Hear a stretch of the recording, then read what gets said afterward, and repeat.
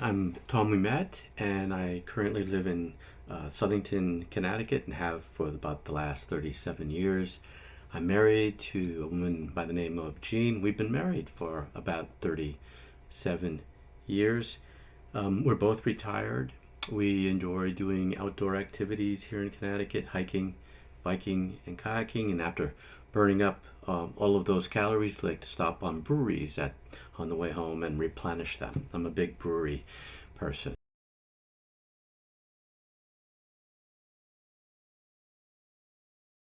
I spent my career in a field called occupational health and safety, workplace safety, mostly at Yale University. Um, I have left that behind happily, and now I spend a lot of my time photographing birds, uh, sometimes from a kayak, which makes some balance issues. But I also tell stories on stage, moth style stories, typically in Boston, and I've been pretty successful doing that. Doing a lot of journaling and writing. And probably the more interesting thing that I do is I grow dawn redwoods from seed. I have one in my backyard. This is an ancient tree that was thought to be extinct, which was found in China. And so I've been giving it to grow about 100 a year, give it to whoever wants it, and have been planting it in various spaces in Connecticut to try to bring it back. If anyone wants one, I can get you one.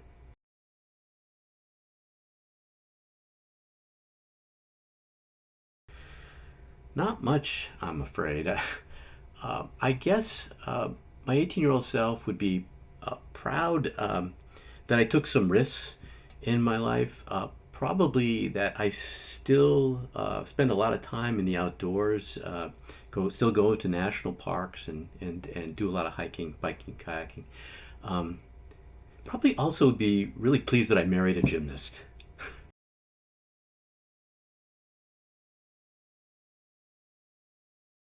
I guess I'd tell my 18-year-old self to stop worrying so much about money. I was always worried about money, and don't allow people to tell you what you can't do. Follow your dreams. Don't give up.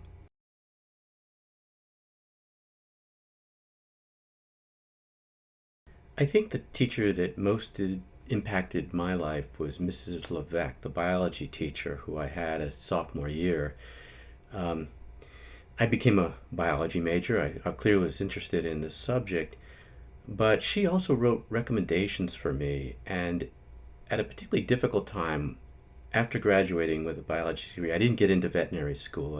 I was very upset about it, and I went on to school of public health, but I needed a recommendation. And years after she had me, she wrote that recommendation. It was a great recommendation, helped me get in, but also wrote me a very inspirational letter at the time, just encouraged me to follow my dreams. And this was not something that I was getting from other people in my life. So it was really important at that time. And I found that letter just a few years ago when I was cleaning out my parents' house, and I'd forgotten all about it. And so now I've kept it and have it.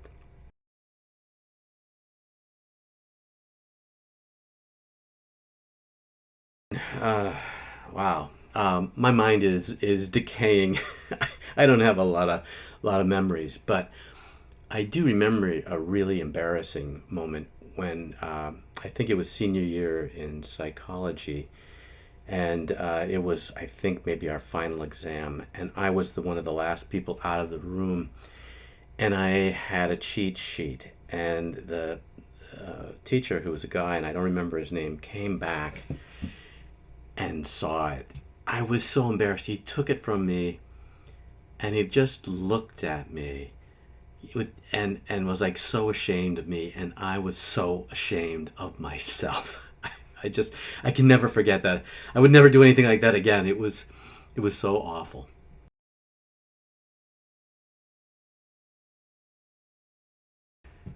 Um, I didn't know what to do getting out of high school.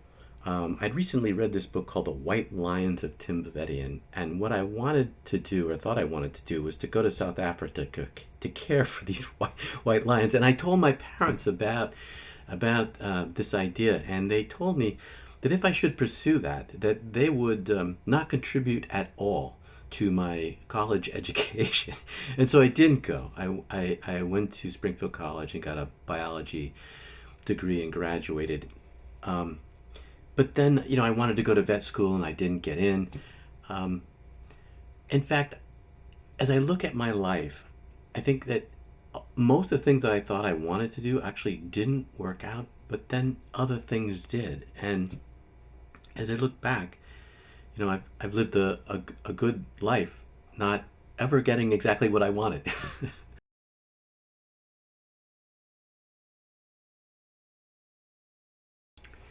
At the age of 39, I was diagnosed with a very rare disease called aplastic anemia and told I had just a 10% chance of living 6 months.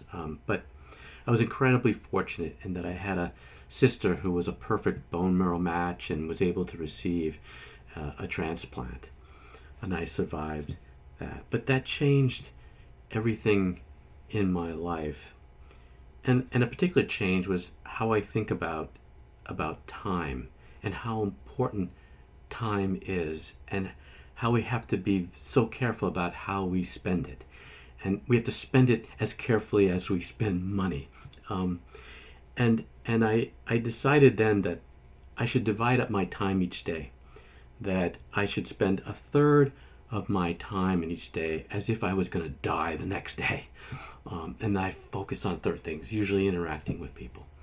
A third of my day is spent as if I live a few years. And so I might plan vacations and things along those lines.